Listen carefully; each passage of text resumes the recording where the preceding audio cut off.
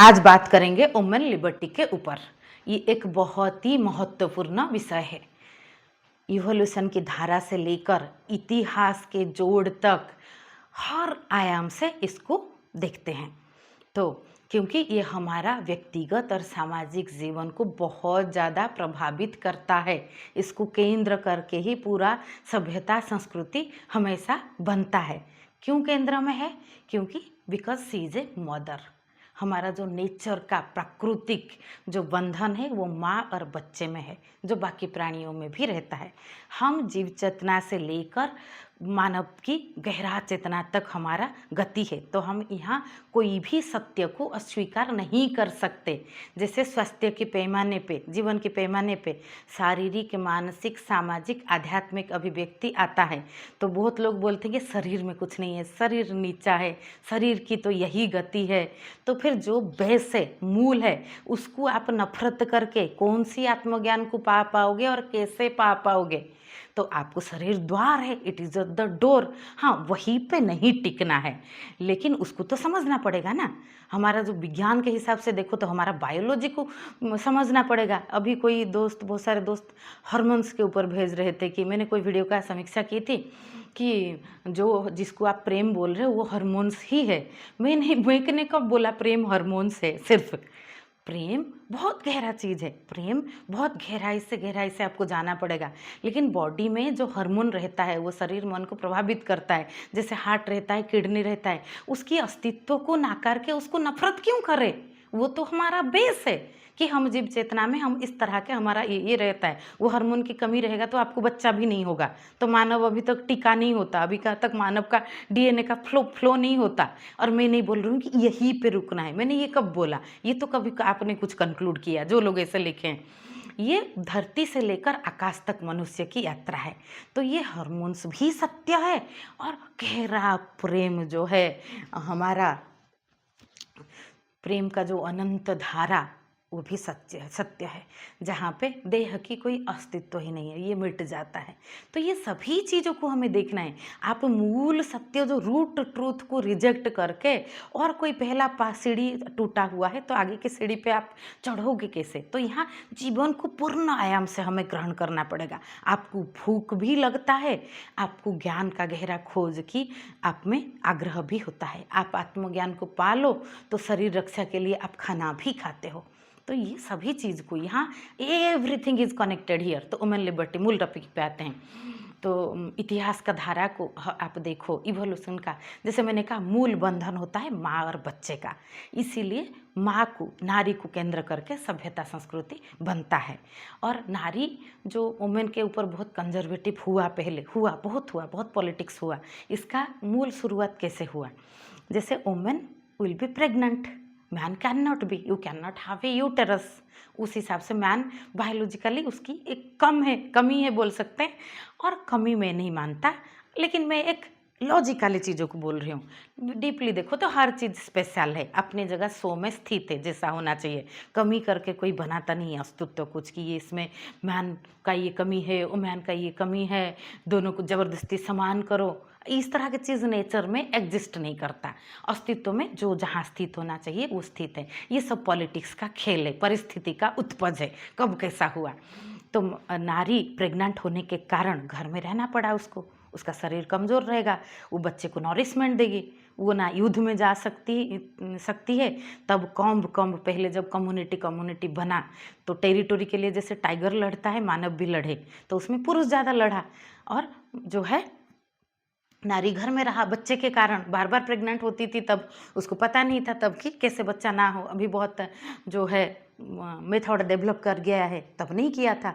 तो वो बार बार प्रेग्नेंट होती थी, तो खाने पीने के लिए भी पुरुष के ऊपर निर्भरशील। और पुरुष को कोई ऐसा बंधन नहीं था कि उसको अपने अंदर बच्चा रखना है, तो वो बाहर गया, वो उसको युद्ध करना पड़ा ज़रूरत के लिए।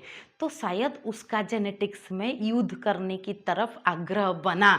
तो हमारा जेनेटिक्स भी हमारा एनवायरनमेंट से प्रभावित होता है, इसको बोलते हैं एपिजेनेटिक्स।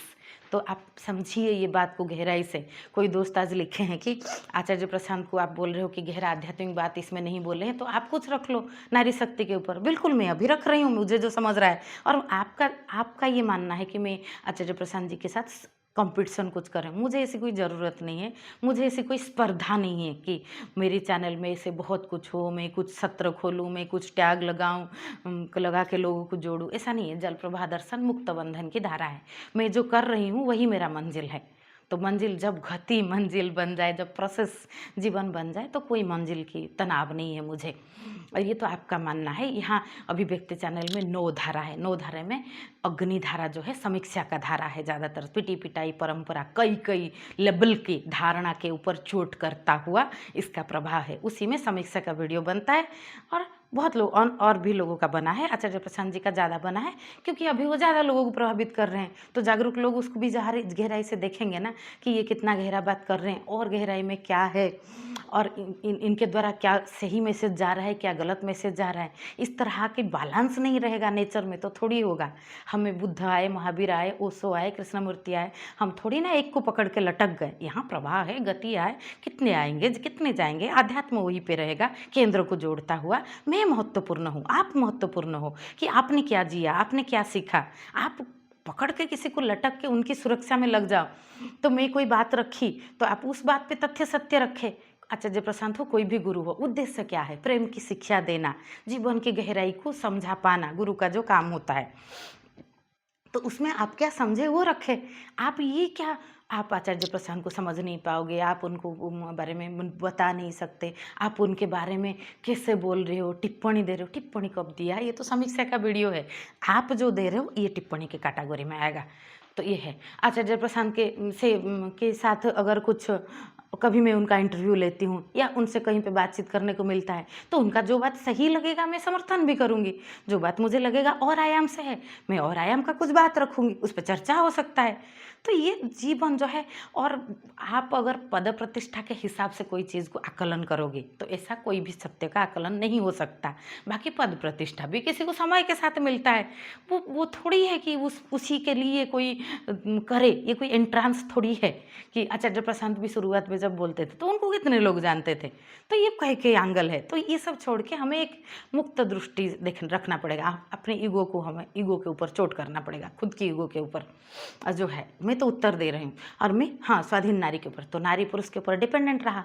तो पुरुष अपनी कौम में फाइट किया तो उसका जो युद्ध करना पुरुष का प्रवृत्ति हम बोलते हैं, शायद ये प्रवृत्ति डेवलप किया जनरेशन व्यापी। नारी में कोमलता का प्रवृत्ति डेवलप किया। बच्चा पालने के कारण, घर में रहने के कारण, थका हुआ पुरुष को आने के बाद उसको सपोर्ट करने के कारण, कि इस तरह से इसको लेके पुरुष के मन में भी ईगो और जो है इनसिक्योरिटी डेवलप किया कि मैं तो बच्चे का साथ डायरेक्ट नहीं जुड़ सकता। बच्चा माँ को ज़्यादा प्यार करता है तो वो सामान दे के, अभी भी बाप ज़्यादा सामान देता है ना, एग्जाम में अच्छा आएगा तो गाड़ी दिलाना पड़ेगा। माँ को प्रेम पाने के लिए कोई गाड़ी देने की ज़रूरत नहीं पड़ता, बाप पिता को पड़ता है। तो ये चीज़, तो पुरुष का एक चीज़ों संसाधन की तरफ, भौतिक चीज़ों की तरफ, युद्ध की तरफ ज़्यादा आग्रह बढ़ा। मूल रूप में ओरिजिनल चेतनात्मक रूप में दोनों सेम है। ये सालों तक हम कैसे रहन सहन बनाए उसी का प्रभाव का उत्पज है ज़्यादा। जैसे महाभारत में आप देखो कि कुंडल पहने हैं कान में, जो है कर्ण, अर्जुन, श्री कृष्णा, सब ऐसा वर्णन है। लेकिन अभी मेरा बेटा को मैंने कान में कुंडल पहनाया था, ये पहना था, वो मैं पहन लिया हूँ। तो स्कूल में बोलेगी नहीं ये अलाउड नहीं है, तो फिर वो एक कान में छोटा सा पहना जो लड़के जैसे पहनते हैं। और इस सामाजिक फैशन के हिसाब से ऐसा कोट पैंट पहनना चाहिए, वैसा पहनना। पहले राजाओं के कपड़ा आप देखोगे तो लड़कियों के कपड़ा जैसा थोड़ा बहुत रंगीन, अभी सादा पैंट शर्ट तो जेंटलमैन लगता है। तो इस तरह से चीज़ें जो है, नारी पुरुष का भेद बहुत परिस्थिति का उत्पत्त से बना। तो हमारा जेंडर सिर्फ हमारा जेनेटिक्स नहीं, एपिजेनेटिक्स के द्वारा भी प्रभावित हुआ, एनवायरनमेंट प्रोडक्ट। तो ये है। फिर पुरुष थोड़ा इगोइस्टिक बना क्योंकि उसके ऊपर नारी निर्भरशील रहा। तो उसका मानव का बुद्धि एक टूल की तरह है। वो हिटलर भी बन सकता है, बुद्ध भी बन सकता है, वो बुद्ध की गहराई में भी जा सकता है, वो एक आतंकवादी भी बन जाता है आसानी से। एक नारी बीच में रहती है, वो बहुत ज़्यादा कभी कभी सोचती नहीं क्योंकि वो बच्चा पालना इसमें इतना खुश हो जाती है। और उसी में कभी कभी बुद्धत्व भी बहुत नारियों को मिला है। अपना कम आयाम में उनको घर छोड़ के जंगल जाने की ज़रूरत ना पड़ा। और बहुत समय नारी जो है बहुत नीचे भी नहीं गिर सकता। बहुत जो पुरुष बहुत अत्याचार करता है उसको भी वो करुणा से माफ़ भी कर देती है, बहुत तरह से। मैं जनरल बात बता रही हूँ, हर चीज़ का अपवाद है। तो पुरुष ने जब उसका ईगो हुआ, वो नारी को कंट्रोल करने के लिए सी इज माइन, जो है मेरा प्रॉपर्टी जैसा उसने मानव को बिहेव करना शुरू किया, क्योंकि मजबूरी था नारी की कि वो निर्भरशील था। इसीलिए उसने सती प्रथा, विधवा प्रथा, ये सब पर्सनल बनाने का कोशिश, ये किसी और की ना बने, जो है मानव एक मुक्त प्रवाह की तरह है। दो रिश्तों में नहीं बन रहा है तो वो अलग रिश्ते में जाएंगे नेचुरली। प्रेम से साथ में रहो, प्रेम से अलग हो जाओ। और प्रेम क्या होता है? प्रेम कोई भाव की बात नहीं है जैसे कि तुरंत बह जाओ। प्रेम एक गहरा समझ है, तो दोनों में गहरा समझ मैत्री नहीं बन रहा है तो अलग हो जाओ। लेकिन पुरुष ने कंट्रोल करके मेरे मरने के बाद भी ये दूसरा नहीं चुन सकते, तो विधवा प्रथा, ये सब चीज़ें बना, तो नारी के ऊपर बहुत अत्याचार हुआ। पढ़ लिख लेगी तो वो समझदार हो जाएगी, फिर मेरी बात नहीं मानेगी, तो ही वांटेड टू कंट्रोल। तो वो वुमेन को सप्रेस करके वुमेन को एक सब ह्यूमन बना दिया, ह्यूमन कैटेगरी से नीचे गिराया। ये बहुत जगह हुआ, वेस्टर्न कल्चर में भी हुआ। वाइज वुमेन, उसको विच नाम दे दिया, डायन नाम है ना, करके उसको जलाया। तो ऐसे कितने लड़कियां जले सती प्रथा में। फिर आगे चल के ये सब चीज़, कोई चीज़ गलत चीज़ बहुत लंबा टिकता नहीं है। हो सकता है हर अंधेरा के बाद, हर गहरा द्वंद्व के बाद सूर्योदय का होता है। फिर आगे चल के परिवर्तन आया। फिर कुछ कुछ पुरुष पहले आवाज़ उठाए कि नहीं नहीं, नारियों को पढ़ने देना चाहिए। उनको लगा ऐसे जो केंद्र है समाज का, जो माँ है, जिसकी कोख से जन्म लेंगे वो उभय पुरुष और नारी, और जिनकी पहली शिक्षा से उनका वो बढ़ेंगे, वही सब ह्यूमन जैसा रहे, वही सप्रेस होकर रहे, उसका आवाज़ दबा दिया जाए तो कैसे बढ़ा वो आगे का जनरेशन कैसे होगा। तो कुछ पुरुषों को देखा तो बहुत बहुत चीज़ों में परिवर्तन आया। लड़कियां पढ़े लिखे, ये करें। एक एक्सट्रीमिटी में सोसाइटी चला गया था कि कंजर्व करके रखो, पढ़ने लिखने ना दो, आवाज़ दबाओ बहुत लोग। लेकिन इस चक्कर में दूसरे एक्सट्रीमिटी में चले गए। जैसे खाने पीने से उदाहरण मैं देती हूँ, आपको माल न्यूट्रिशन हुआ है, खाने की कमी हुआ है, विटामिन की कमी, उसकी भरपाई के लिए तुरंत सब आपको बहुत ज़्यादा खाना दे दिया गया, तो आप ओवर ईटिंग करके विटामिन भरोगे। आपको जितना कमी हुआ है वहाँ से आना पड़ेगा। ज़ीरो न्यूट्रल, अगर शून्य अवस्था, ये जीवन समाज का और जीवन का समन्वय की धारा है, उसमें अगर आप नेगेटिव -100 पे गए थे तो इसका समाधान +100 नहीं है। ऐसा नहीं होता है कि इट इज़ अदर एक्सट्रीमिटी। इसका समाधान 0 शून्य पे है। अगर कोई +100 पे चला जाता है कि बहुत इसमें जो हानिकारक हो जाता है, तो उसमें फिर आपको 0 पे आना पड़ेगा। अति नींबू निचोड़ोगी तो खट्टा लगता है, कड़वा हो जाता है, खट्टा ना नॉर्मल टेस्ट से। तो ये है, आप बोलोगे कि हमें सप्रेस नहीं करना चाहिए, लेकिन आप रोड पे जाके किसी को गाली दोगे कि मुझे गुस्सा आ रहा है, मैं सप्रेस नहीं कर रहा हूँ। नहीं नहीं, आपको बैलेंस में आना पड़ेगा। आप अपने गुस्सा आ रहा है उसको दबा रहे हो, आप बीमार हो। उसको जाके पब्लिक में उछाल रहे हो तो भी आप बीमार हो। आपको अपने गुस्सा का अवलोकन करना पड़ेगा। तो नारी समाज का केंद्र है, नारी माँ है, तो उसको कोक दिया है अस्तित्व ने। इसको तो आप नहीं बोल रहे हो कि मैं डिफरेंशिएट करा रही हूँ। मैं बिल्कुल वुमेन लिबर्टी के सपोर्ट में हूँ। मैं लिबरेट वुमेन नहीं होती तो मेरे अंदर से ज्ञान की धारा नहीं खिलता। मैं यहाँ बोलती नहीं, मैं इतने लोगों को उत्तर नहीं देती, और मैं नहीं बोल रही हूँ कि मैं इस सब कुछ जान गई हूँ, लेकिन जितना जानी हूँ उतना रख रही हूँ। आपकी बात को भी मैं पढ़ रही हूँ, मैंने अपना पात्रता बना रही हूँ। जीवन गति है। यहाँ जो बोलता है कि मैं सब जान गया हूँ, मैं गुरु हूँ, मैं ऐसा करके ऐसा सब सिखा दूंगा, वो गड़बड़ी है। पहले देखो, ऐसा कुछ नहीं है। गुरु तत्व एक है जो अध्ययन की धारा में आप देखोगे, अध्ययन की नज़र पे, तो पूरा संसार सत्र है। कोई एक दोस्त बोले थे, लिखे थे कि ये मैं अपने पैर के जूते से भी सीख जाता हूँ। बिल्कुल सही बात है। तो हमारी वुमेन लिबर्टी के चक्कर में कुछ लोग, कुछ मैन ने दबाया के रखा था चालाकी के लिए। फिर मैन को ये दिखा कि चालाकी नहीं, इसको चढ़ाते हैं बहुत, तो they try to make her like a man बनाने का कोशिश। मैं नहीं बोल रही हूँ कि सिगरेट किसी को भी पीना चाहिए, मैन और यो मैन ये खराब है, तो हमें ये कोशिश करना चाहिए मैन भी इसको छोड़ दे। लेकिन नहीं, अमेरिका में एक सिगरेट कंपनी ने वो देखा कि मेरा आधा कस्टमर तो सिगरेट खरीद नहीं रहे हैं, क्योंकि वो आधा कस्टमर वुमेन थे। वुमेन सिर्फ मैन खरीद रहा था। समाज में ऐसा था कि वुमेन सिगरेट नहीं पीती है, तो वो कुछ वुमेन सेलिब्रिटी को लेके ऐसा एडवर्टाइज कर दिए कि my cigarette, my choice, my freedom. जो माई फ्रीडम में जुड़ गया ना, तो ईगो के ऊपर चोट किया, वुमेन ईगो के ऊपर। अच्छा, सिगरेट ना पीने से मैं कम समझा जाती हूँ, तो उसने भी सिगरेट पिया तो कंपनी ने बहुत बेचा सिगरेट। तो ये बात को समझे गहराई से। तो बहुत लोग खास करके मैन, वो भी वुमेन लिबर्टी के चक्कर में जो वुमेन को बहुत नीचा दिखाया था उसको फिर से चढ़ा दिया ऊपर कि you are same as man. तो बहुत घर में कुकिंग 10 रोटी बनता है तो ऐसा डिस्कशन होता है कि आप 5 बनाओ मैं 5 बनाओ, क्योंकि समानता है। इसको समानता नहीं, इसमें प्रेम का हनन हो रहा है।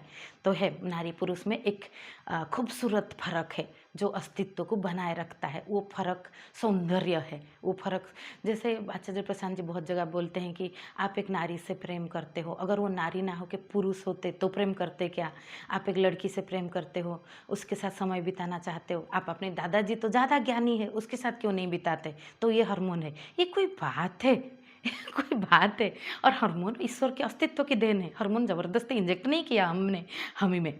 तो नारी पुरुष का सहज आकर्षण अस्तित्व का नियम है, और उसके आधार पे और गहराई से जाके प्रेम को पाना है हमें। ये एक नेचुरल आधार है जो अस्तित्व ने बनाया, जिसके थ्रू आगे का जनरेशन भी बनता है, जिसके थ्रू हम एक कॉम्प्लीमेंटरी की तरह जीवन की गहराई को रखते हैं। इसका समानता का मतलब नहीं कि तू 5 रोटी बना मैं 5 रोटी बना, हर चीज़ में आप कैलकुलेटर पकड़ के बैठो।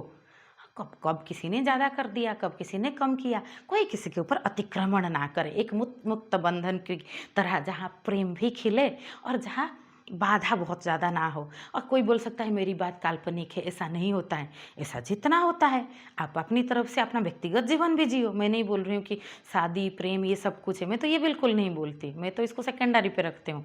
जो पहले आपका व्यक्तिगत जीवन, आप अपनी गहराई में उतरे, आप विजडम को चुने। ज्ञान एक ऐसा रक्षा कवच है जो खाली जो जो खा जाएगी ये समाज तुझे, इससे नहीं, आपको समाज बनाने का भी आप उपयोगी होगे। आप इस समाज का सौंदर्य बनोगे, जो मूल रूप में नारी पुरुष दोनों है। नारी मदर है इसलिए वो ज़्यादा केंद्र में रहती है, क्योंकि पुरुष को भी वही बढ़ाती है।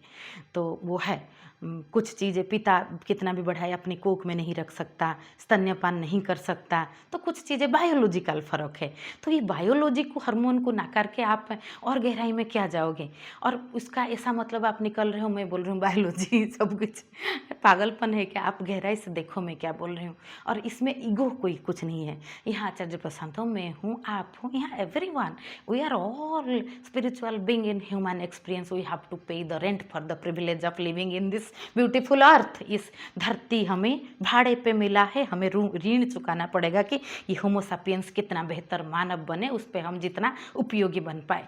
तो हम -100 से कुछ अत्याचार हुआ तो नारी का रूप, एक रूप दुर्गा है, वो तो नमनीय है, वो सबसे गहरा रूप है। दुर्गा है, काली है कि आपके साथ गलत हुआ आप अस्त्र उठाओ, और ये अस्त्र ज्ञान ही हो सकता है। ज्ञान की अस्त्र उठाओ। स्वदेशे पूज्यते राजा विद्वान सर्वत्र पूज्यते। मेरी बात में अगर विद्वता है तो जिसमें विद्वता है उसको वो समझेगा, जिसमें नहीं है वो टीका टिप्पणी करेगा। टीका टिप्पणी में क्या रखा है कि आप तो ना समझो, आपको कौन सी बात पे लगा कि ये गहराई में नहीं है और गहराई में हो सकता है, वो रखिए। उसमें क्या है, आप बोलिए, आप कुछ भी बोलिए कि जो बात गहराई से है, जो मुझे गहराई से लगेगा मैं एक्सेप्ट करूँगी। मैं जल प्रवाह दर्शन का धारा को विश्वास करती हूँ। मेरे ऊपर कोई रिजिड बॉन्ड नहीं लगा है, मैं कट्टरवादी में नहीं हूँ। मुझे कोई व्यक्ति पसंद नहीं है लेकिन वो कुछ गहरा बात रखा तो मैं उसमें एक्सेप्ट करूँगी। और कोई व्यक्ति मेरा बहुत प्रिय है लेकिन वो बहुत बात ऐसा रखा जो कि बिल्कुल ग्रहणीय नहीं है, आई विल रिजेक्ट डेफिनेटली। मुझे उससे मतलब नहीं है। और कोई व्यक्ति गहराई में है, वो व्यक्ति फिर विचार बनता है। और कोई व्यक्ति बहुत समाज में प्रभाव डालता है तो उसका जीवन वो खुद प्रवाह बनता है, वो बन जाता है। और नहीं तो उसका फ़र्क दिखता है उसकी बातों में और इसमें। और चीज़ें गहराई में हो और गहराई में हो। जैसे समाज को, हमें समाज में कुछ गड़बड़ हुआ था, इसीलिए जैसे दुर्गा और काली का रूप में बोली, ये नारी का रूप है, लेकिन नारी का रूप इधर राधा भी है, मीरा भी है, लक्ष्मी भी है, सरस्वती भी है, और भी कई रूप है। यहाँ सभी रूप की ज़रूरत है। यहाँ खाली संत दुर्गा बना दे हम कि समाज ने ये किया था तुम्हारे साथ तो तुम खड्ग पकड़ के उठ जाओ, तो वो पढ़ाई करेगी, सब कुछ करेगी, लेकिन उसके अंदर वो रिवेंज रहेगा। जैसे अच्छा नारियों के साथ ऐसा, मेरी माँ के साथ ऐसा गलत हुआ था तो मैं दिखा दूंगा। वो कोई पुरुष, सरल पुरुष को जो सहज सरल प्रेम करता है उसके ऊपर भी अत्याचार कर बैठेगी, ऐसा चीज़ भी होने लगा है। और नारियों के साथ बहुत गलत हुआ था, और मैं एक नारी होकर बोल रही हूँ। ये तो बहुत, आपकी आंखों में आंसू नहीं रहेगा, हाथ थोड़ा आग में डाल के देखो कैसा लगता है, कितने नारियों को आग में डाल दिया। लेकिन इसका मतलब नहीं है कि हम सारे पुरुषों को लेकर आग में डालेंगे। ये जो मैन हेटर और मैन हेटर, ये जो है पैट्रियर्ची मैट्रियर्ची, इसके बीच में हमें समन्वय की धारा लाना पड़ेगा, हार्मोनी में। जैसे आपने भूख, आप 3 दिन से भूखा थे तो आप ओवर ईटिंग कर लोगे तो आपको पेट भी गड़बड़ हो जाएगा। कितना भी भूखा हो आपको बैलेंस खाना पड़ेगा, आपको समन्वय में आना पड़ेगा, क्योंकि जीवन वहीं पे है। जो कितना गलत हुआ था वो तो हुआ था, तब तो मैं भी पैदा नहीं हुई थी, तो शायद मैं भी उपयोगी होती इसके ये सब चेंजेस लाने में। क्योंकि जागरूकता जिसको अभी खिला कभी भी खिलता, जिसको नहीं खिला मौत की सेज में भी नहीं खेलेगा, जीवन व्यर्थ जाएगा। रात बिताए सोए के, दिवस बिताए खाए, हीरा जन्म अमोल सा कोड़ी बदल जाए। तो यहाँ साधु संत अनेक हुए हैं, कबीर की धारा, मीरा की धारा। तो नारी का कई कई रूप है, तो हमें समन्वय से देखना पड़ेगा। कहीं आपके साथ आप गड़बड़ हुआ के चक्कर में आप एक अस्त्र की तरह बन तो नहीं रहे हो। मैं सभी को नहीं बोल रही हूँ, जो बन रहे हैं, तो आपको आप एक खुशबू हो, पुरुष भी एक खुशबू है। आज नारी की बात पे वीडियो हो रहा है तो नारी की बात में बोल रही हूँ, नहीं तो कोई बोलेगा पुरुष का नहीं बोले, और कोई दिन वीडियो बनाएंगे। तो ऐसा है, मैं बात इशारे पे गहराई से रखने का कोशिश किया, इसको धारणा तोड़ के, नाम तोड़ के। क्योंकि जीवन जो है आखिर में अध्ययन है, आखिर में आध्यात्म की बात है, जीवन दर्शन की बात है। टैग नहीं लगाना है कि मैं बस, मेरा परिचय है कि मैं ओशो का फॉलोअर, मैं कृष्णमूर्ति का फॉलोअर, मैं आचार्य प्रशांत का फॉलोअर, मैं इसका फॉलोअर, मैं उसका फॉलोअर। ये मेरे भी गुरु है, तो मैंने अपने गुरु का विज्ञापन करते हुए कभी देखा है ज़्यादा? मेरे गुरु की जो सीख है वो मेरे अंदर बह रहा है, मैं वो बात रख रही हूँ, वही कर रही हूँ। कभी ज़रूरत पड़ेगा अपने गुरु के बारे में कुछ बोलूँगी, लेकिन मैं अपना, मेरा गुरु ही सर्वश्रेष्ठ है ये सभी मानो, तो मैं अपने गुरु का शिष्य हूँ, एजेंट नहीं हूँ। मेरे गुरु हो और मेरे गुरु ने मुझे सही शिक्षा दिया है, तो कोई भी अध्यात्म की बात बोलेगा, सत्य की बात बोलेगा, तो मैं वहाँ पे राजी होंगी, क्योंकि मेरी गुरु ने मुझे सत्य की सीख दिया है, अपने साथ चिपकने का जो सीख नहीं दिया है। तो आज के लिए इतना सा, नमस्ते।